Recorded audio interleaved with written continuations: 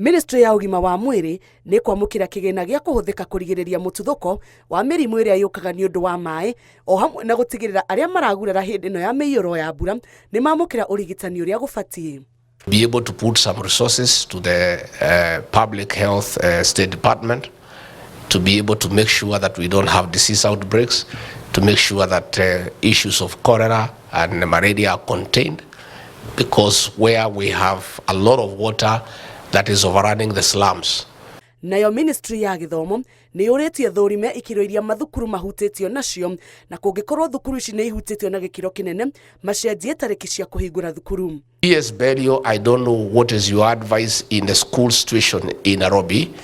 I don't know whether you have done an analysis to make a decision whether we keep the reopening day or we extend by a day or 2 or 3 or whatever. Nairobi County, we have 64 schools which are substantially affected, mainly in classrooms and the wash facilities. So for Nairobi, we had guided this morning that for some of these, we can deal with them as local issues so that we don't need to ask all schools not to open.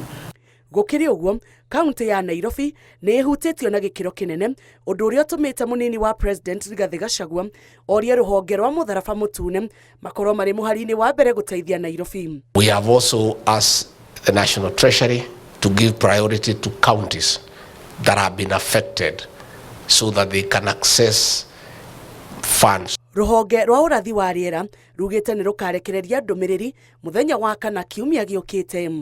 Agitiriha munini wa president ni oririe a Kenya othe memenyerere meiyuro niguo namba ya ikuo cia andu guthererio ni mai inyihanyihe.